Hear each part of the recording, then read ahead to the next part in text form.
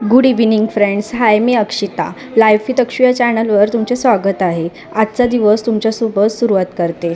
आज मला वाल तेंडली बटाट्याची भाजी करायची होती, त्यामुळे मी पटकन बाजारात जाऊन वाल तेंडली बटाटे, थोडी कोथिंबीर सर्वच काही घेऊन आली. त्यानंतर मी लगेच वाल सोलायला घेतले.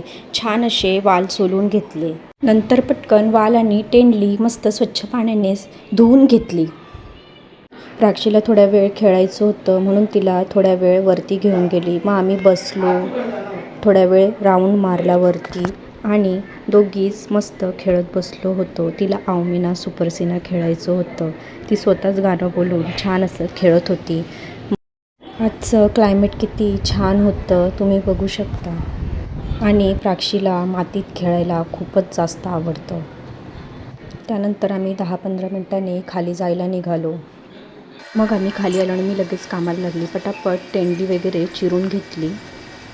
एक मोठं असं बटाट कापून घेतलं, त्याला स्वच्छ पाण्याने धुवून घेतलं आणि तेंडलीही स्वच्छ धुवून घेतली. त्यानंतर ह्या दोघींना भूक लागली होती, त्यामुळे त्यांना दोघींना चिप्स खायला दिलं.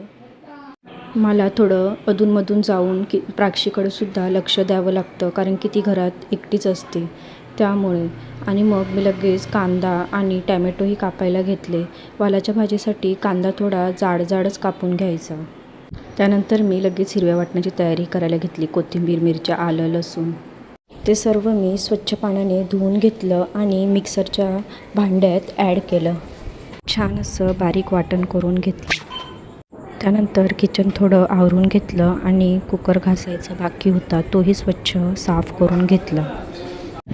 लगेच गॅस पेटवून कुकर त्यावर ठेवला आणि 3 पळ्यात तेल टाकून घेतलं. राई जिऱ्याची फोडणी, थोडा कढीपत्ता, त्यानंतर कांदा गोल्डन ब्राऊन झाल्यानंतर थोडा टॅमॅटो आणि टॅमॅटो शिजल्यानंतर आपण केलेलं हिरवं वाटणही ॲड करून घेतलं. त्यानंतर थोडं ते सर्व शिजवून हळद, आपल्या घरचा कोळी मसाला, नंतर कलर येण्यासाठी लाल मिरची पावडर घालून घेतलं आणि थोडा गरम मसालाही टाकला. मग मसाले करपू नये म्हणून थोडं पाणी घालून घेतलं आणि आपण सगळं कट करून ठेवलेलं तेंडली बटाटे आणि वाल घालून घेतले. मग जेवढा रस्सा पाहिजे तसं पाणीही ॲड करून घेतलं आणि थोडं मीठही टाकून घेतलं आणि लगेच कुकरही लावून घेतला. आज बाजारातून आणलेली मिरची, कोथिंबीर ही सर्व मी डब्यात स्वच्छ करून ठेवली. त्यानंतर आपण केलेलं आज हिरवं वाटण उरलं होतं, तेही एका डब्यात पटकन काढून घेतलं आणि तेही फ्रीजमध्ये ठेवून घेतलं.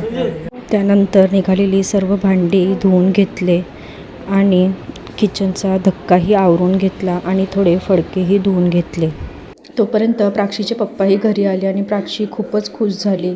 जर तुम्हाला आजचा ब्लॉग आवडला असेल तर लाईक, कमेंट, शेअर करायला विसरू नका.